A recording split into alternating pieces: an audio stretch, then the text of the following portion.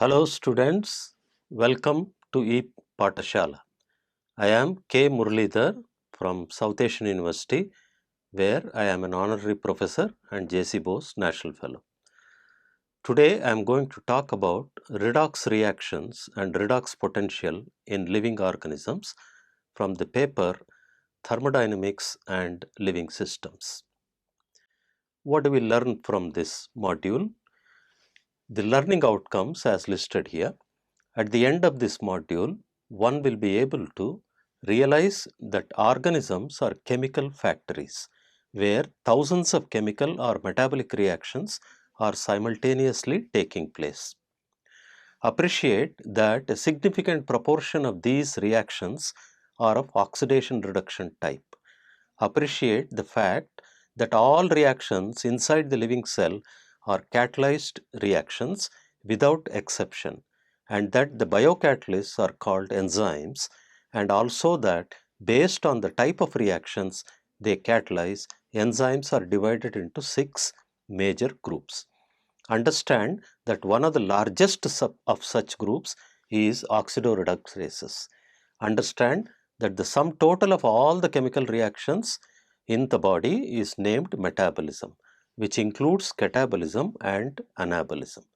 Realize the fact that catabolism, physiologists call this digestion, results in the release of energy, which in biology is essentially bond energy in the form of molecules like ATP.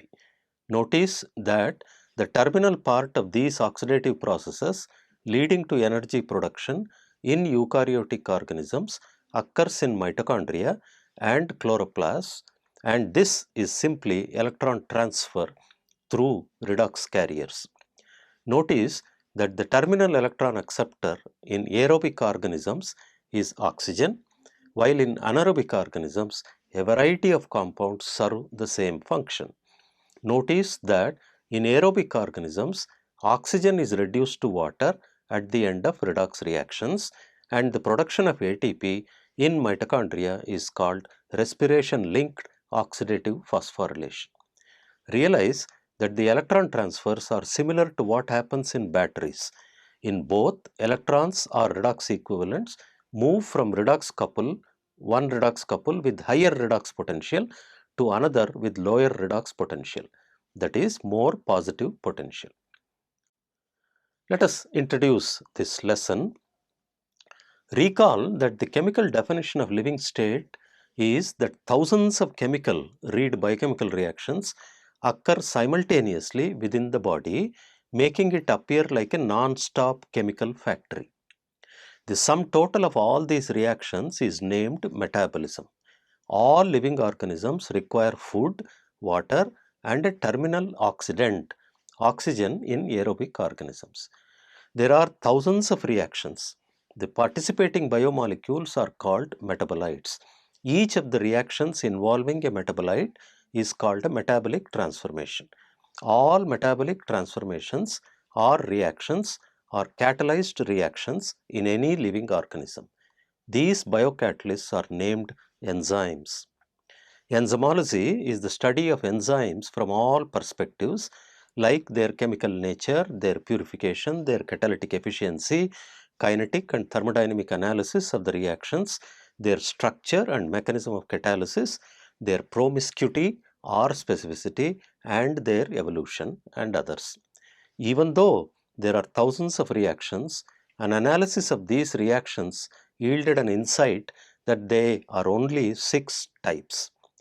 Majority of enzymes catalyze oxidation reduction, also called redox, type of reactions. An example is lactate dehydrogenase catalyzes the oxidation of lactic acid into pyruvic acid. In chemistry, one would have noticed that addition of oxygen or any electronegative element, fluorine for example, is an oxidation process. For example, carbon combines with oxygen to give you carbon monoxide, or hydrogen combines with fluorine to give you hydrogen fluoride. Oxidation is also removal of electrons. Like sodium, when it ionizes, it gives up an electron, and this is an example of oxidation. The reverse process to that of oxidation is called reduction. Example, ferric oxide is reduced to metallic iron. Similarly, bromine combines with two electrons to give you bromide, which is a reduction process. In biology also, oxidations and reductions mean the same thing respectively. In addition, removal of hydrogen also is oxidation and the reverse is reduction in biology. In fact, majority of redox reactions in biology are essentially removal or addition of hydrogen. The oxidizing capacity or the reducing capacity of an agent is equal to the number of electrons involved. Hence, in chemistry, the equivalent weights of oxidants and reductants react exactly with each other since they involve taking up or giving up of the same number of electrons. Now, this lesson is about bioenergetics, of which we have seen little bit in principles in the other lessons. Essentially, we have defined a living system as an energy machine which can make energy, store energy, utilize energy for performing work. And we, from physical terminology, we said this is what we call as living in a steady state. When we die, we say we reach equilibrium. In this lesson, we will try to understand how do living organisms extract energy from dietary components. We have already mentioned that diet consists of complex biomolecules. These are degraded into simpler structures, as is shown here. Proteins are degraded into amino acids, and then in the other stages of metabolism, these are ultimately degraded into inorganic components like carbon dioxide and water. All these are happening in what we call as metabolic pathways, some of which are shown here. We have already mentioned that metabolism as a term refers to sum total of metabolic reactions, thousands of which are there occurring inside a living body. However, an analysis of these reactions realized that there are only 6 groups or types of reactions. Accordingly, the enzymes which catalyze these belong to 6 groups. These are listed here. Oxidoreductases are the first group.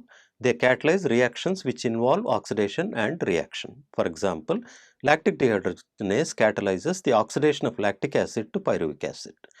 Transferases are a group of enzymes which catalyze the transfer of a chemical group from one place to another. For example, glucose plus ATP becomes glucose 6-phosphate catalyzed by so-called hexokinase. Hydrolases are a third group of enzymes which result in the hydrolysis of a chemical covalent bond with the help of elements of water. Lyases are the fourth group of enzymes which catalyze a reaction in which a double bond will be a resultant. Phenylalanine ammonia lyase or histidine ammonia lyase is an example. Isomerases are the fifth group of enzymes which catalyze isomerization. An example will be glucose 6-phosphate becomes converted to fructose 6-phosphate and aldohexose becoming a ketohexose, and that is catalyzed by phosphohexose isomerase. And the last group of enzymes are called ligases, which will join two groups with a chemical covalent bond. A famous example is DNA ligase, which joins nucleotides and creates a phosphodiester bond, thus resulting in a polynucleotide. This digestion or metabolism, or more appropriately catabolism, occurs, as we have learned from other lessons, in 3 stages: phase 1, phase 2, phase 3. Here is what is depicted, the phase 3 metabolism, which incidentally and interestingly is common to all living organisms or aerobic organisms. The essence of this is a metabolic cycle called Krebs cycle, in which organic compounds derived at the end of phase 2 metabolism enter this cycle and are totally degraded or burnt out into inorganic components like carbon dioxide and water. This TCA cycle or Krebs cycle consists of a series of metabolic reactions whereby acetyl-CoA and oxaloacetic acid combine together to form citric acid, which undergoes a series of metabolic transformations and in the process regenerate the oxaloacetic acid, which has a catalytic role, and other carbons are removed as carbon dioxide. Hence, the major question in biology comes how this degradation of complex dietary components into simpler inorganic components through three phases of metabolism, how does it result in energy production? For that, we will have to understand a simple physical example of batteries, how they function and how they give us energy. Same principles are operating in living systems. To begin with, we should know that degradation, digestion, whatever you call it, catabolism, results in simplification of structural complexity. And there lies the secret, because our laws of thermodynamics has told us that whenever a complex structure is reduced to simpler structure, energy is released, exothermic reactions, and that's what precisely happens. What we should understand in biological systems, this energy is a bond energy, and this bond energy exists both as energy storage forms like starch, glycogen, and energy currency like adenosine triphosphate. How does this get produced? This event occurs in mitochondria, which is shown also in earlier lessons and also possibly here, and in which the inner membrane has certain molecular assemblies called electron transport particles. One such thing is depicted at a molecular level here, which contains a series of respiratory carriers. Some of them are lipid quinones like ubiquinone, some of them are hemoproteins like cytochromes, some of them are enzymes like succinate dehydrogenase and NADH oxidase. These enzymes or carriers are all together called as electron carriers or redox carriers, and their very architecture within the membrane, inner membrane, creates anisotropy. When the redox equivalents with a minus 1.32 millivolts or electron volts from NADH-NAD couple jump to oxygen-water couple at the other end of the spectrum, which is a plus 0.8 electron volt redox energy, then this jump will create by a reaction called oxidative phosphorylation mediated by an enzyme called ATP synthase in the form of a chemical bond energy called ATP. These electron carriers are depicted in this slide. As we mentioned, the inner membrane or especially the electron transport particle, the way these enzymes and carriers are located in the membrane, it has a property of anisotropy, which simply means that during this electron jump or redox equivalent jump from one carrier to another, protons, if it is released, they fall on the intermembrane space and the rest of it is carried through. In other words, at the end of an electron transport or a redox equivalent transported from NADH all the way to oxygen, protons are accumulating in the intermembrane space or outside of the inner membrane. And then this creates what is called a proton gradient. This proton gradient, any ionic gradient across a semipermeable membrane, has energy. The collapse of this gradient will definitely release energy which can be translated and coupled to bond energy. In addition, this inner membrane, like any other membrane, has a membrane potential. Not only that, the proton gradient essentially creates a pH gradient. In an extreme case like chloroplast, this pH gradient can be even 3 units. In other cases like animal mitochondria and others, the pH gradient is not that steep. Finally, there is an enzyme called ATP synthase, which actually exhibits ATPase activity. It is also called as F0, F1 ATPase in vitro, but in vivo, that means when it is part of the inner membrane, it is a ATP synthase. This proton gradient, pH gradient, as well as the collapse of the membrane potential drives proton and hydroxyl group to come together in the form of water, and this also essentially the major reaction that occurs is the combination of adenosine diphosphate and phosphoric acid forming adenosine triphosphate. There H and OH from these two components are removed and water is formed. Therefore, ATPase, which is defected, which is essentially a molecular pump, which is also anisotropic in its properties, The collapse of the gradients results in the synthesis of ATP. These are tightly coupled reactions in organisms, and this is called respiration linked oxidative phosphorylation, because respiration in technical sense means taking up oxygen, and oxygen is consumed only in the electron transport, not in the lungs, and therefore gas exchange in the lungs is followed by respiration in the tissues, where redox equivalents finally reach oxygen, reducing it to water. This is a 4-electron jump, and the enzyme ATP synthase couples this electron transport to phosphorylation of ADP, which is an endothermic reaction requiring energy, and the energy comes from collapse of proton gradient and so-called membrane potential. Therefore, ATP as an energy is synthesized by living organisms in mitochondria, which are present in all respiring tissues. To understand this process of oxidative phosphorylation and the basic mechanism underlying the synthesis of energy in the form of ATP, one should understand from chemistry the functioning of batteries or battery cells.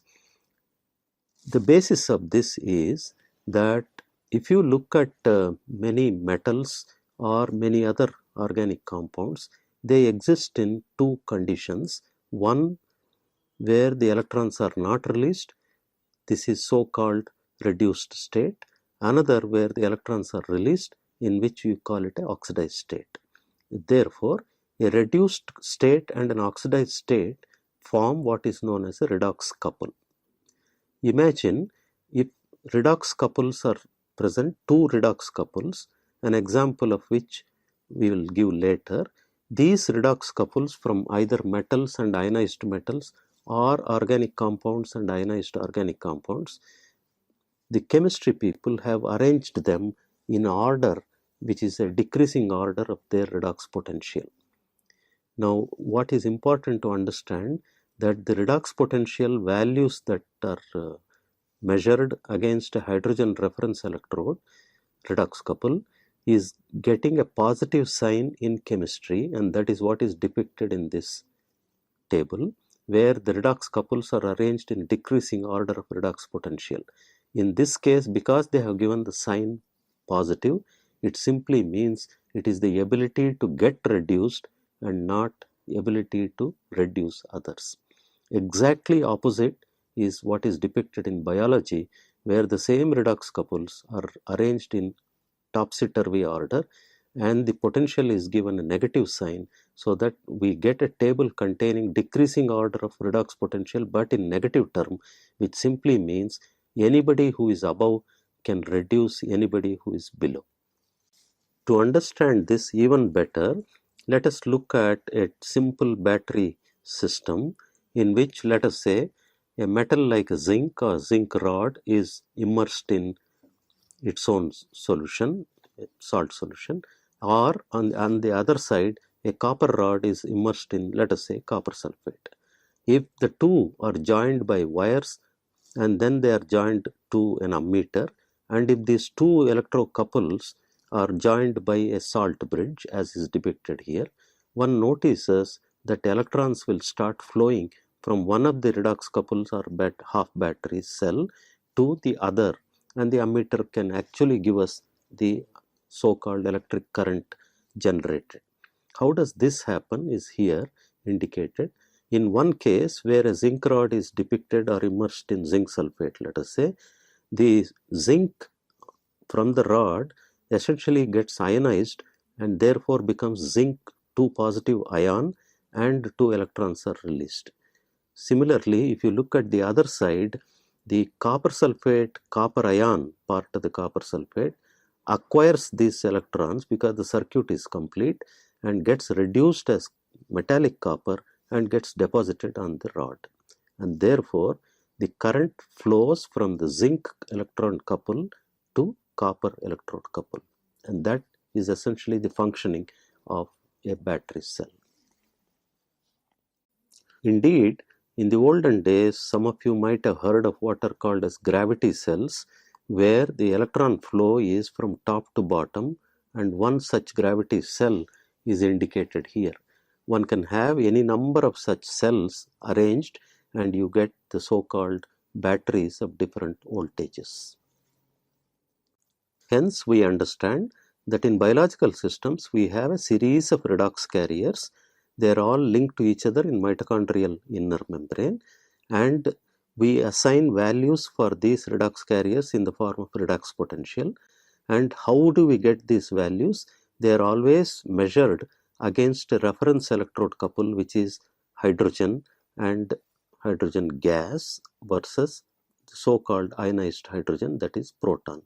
And therefore, chemistry people measure the electrode potential of all the electrode couples against a hydrogen electrode, but kept at 1 atmospheric pressure and 1 molar concentration, whereas in biology we cannot afford to do this, as the pH is supposed to be maintained at 7, and therefore it is done at 1 atmospheric pressure but not at 1 molar, but at 10 to the power of minus 7 molar concentration of hydrogen. Otherwise, the system is similar to a battery cell or a living mitochondria. So now we have understood till now how battery cells operate. Two redox couples are linked by wire and as well as by a salt bridge for reverse flow, and that creates electrical energy. Same principle is used in biological systems, and as we mentioned, in our tissues there is a subcellular organelle. It is present in every tissue, respiring tissue, organelles which we have already described as mitochondria. If you look at a cut section view of this mitochondria, it is a membrane enclosed subcellular organelle, contains two membranes enclosing a central space called matrix, outer membrane, inner membrane. Well, the outer membrane is permeable to everything. The inner membrane is truly a semi-permeable membrane. Not only that, the inner membrane is folded and thrown into number of folds called cristae. If you look through electron microscope, we can see bleb-like structures on the cristae. These bleb-like structures are essentially contain the series of redox carriers that we have depicted earlier. These redox carriers are of different types. How they are linked, how they function to generate energy in the form of a battery cell, exactly similar to way battery operates to generate electrical energy, we'll be describing in the next. What is depicted here is a cartoon whereby in the inner membrane, especially in the electron transport particle, a series of redox carriers are localized. They are present in the inner membrane, and the way they are distributed geographically, it gives you the impression of an anisotropy. There is a tremendous importance, physiological significance for this anisotropy, which we will see later. What is depicted here are these electron carriers, or otherwise called as redox carriers. The one which has got the highest reduction potential, negative sign in the biological sense, is the NAD-NADH couple, which means as a result of metabolism, especially carried out by oxidoreductases in the tissues, a side product is the reduced pyridine nucleotide called as NADH. This NADH is shown here, and this is oxidized by an enzyme called NADH oxidase, and therefore the hydrogens which are removed, hydride and proton, are transferred to the next redox couple, which means we learn two things. One, the entire electron transport particle or the redox carrier chain in the case of mitochondria is organized in such a way that four complexes can be discerned out.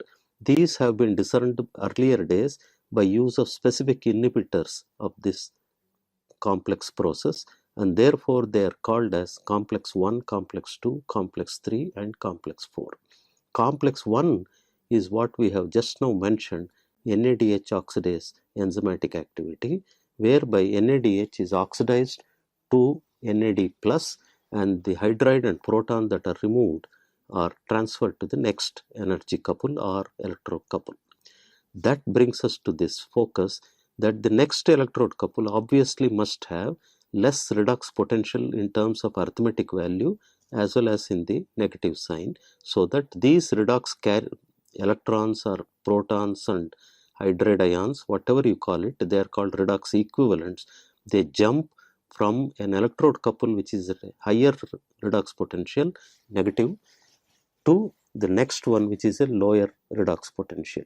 And therefore, the redox carriers or redox equivalents from NAD-NADH couple jumps to the next one, which happens to be ubiquinone or lipid quinone. Meanwhile, there is another enzyme which is called succinate dehydrogenase, which forms what is called complex 2, which oxidizes succinate. Succinate exists in two forms, the so-called reduced form succinic acid and the oxidized form called fumaric acid. This forms an electrode couple, and therefore, when redox carrier equivalents from NADH can jump to ubiquinone, similarly, redox carriers from succinate can also jump to ubiquinone, and this is mediated by the second complex called complex 2. Subsequently, through a series of hemoproteins called cytochromes, which are organized in a particular order called cytochrome B followed by C followed by A, and within that we have A3, C1, like that. These cytochromes are arranged in an order, that too giving rise this anisotropic property. The redox equivalents from ubiquinone or lipid quinone, reduced to ubiquinone, are transferred, but in this process, these redox carriers, cytochromes as they are called, carry only electrons, and therefore the protons, because of anisotropic nature of the membrane, fall into intermembrane space, creating what is called as a proton motive force or proton gradient. When these electrons or redox equivalents ultimately are passed through cytochrome B followed by C1 followed by A3, then finally they jump onto the last redox couple in biological system, all aerobic organisms, which is called oxygen-water redox couple.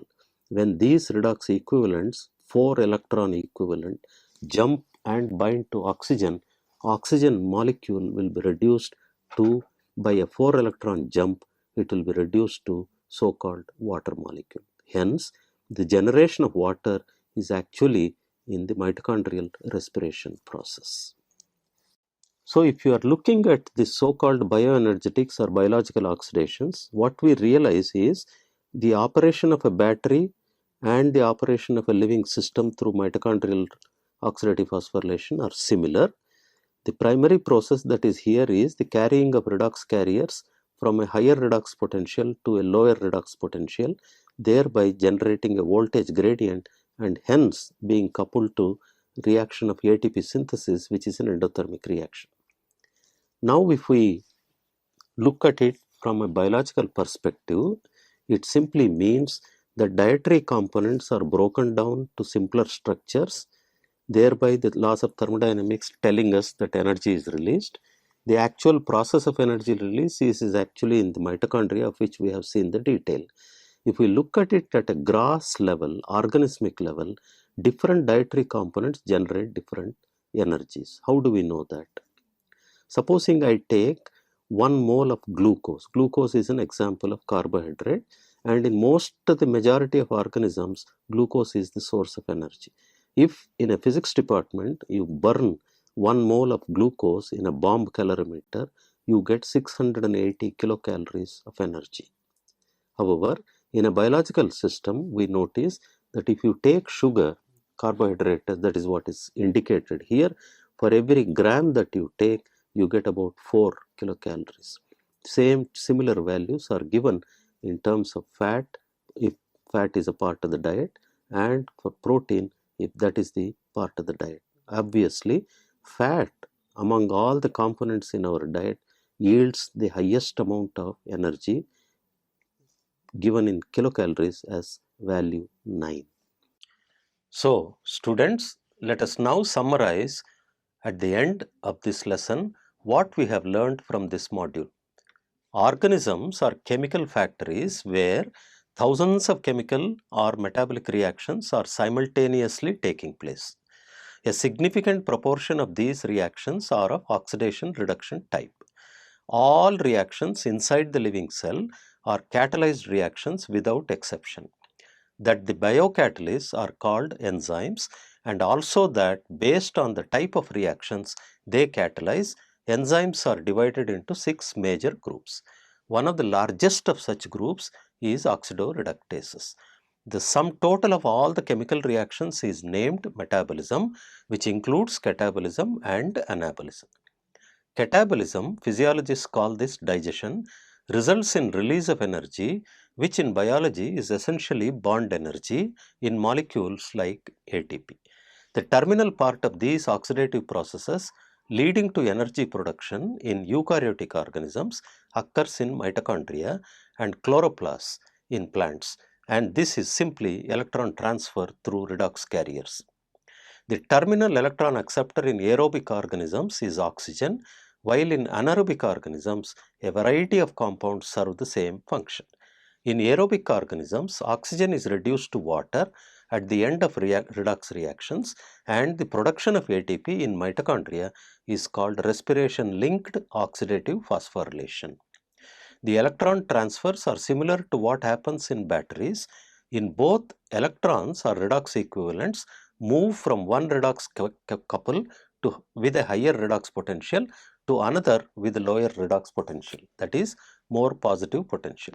The transfer of redox potentials or redox equivalents, whenever it occurs, wherever it occurs, across a sufficient potential difference liberates enough energy, which when coupled to phosphorylation of ADP to ATP results in ATP formation. One of the possible mechanisms for the oxidative phosphorylation in mitochondria and chloroplasts is that transfer of electrons through redox carriers results in the formation of a proton gradient across the inner membrane. The collapse of this proton gradient and to some extent the membrane potential drives the end-organic reaction of ATP synthesis, that is phosphorylation of ADP catalyzed by F0, F1 type of ATPase present in the anisotropic membrane systems. Thank you for your patience.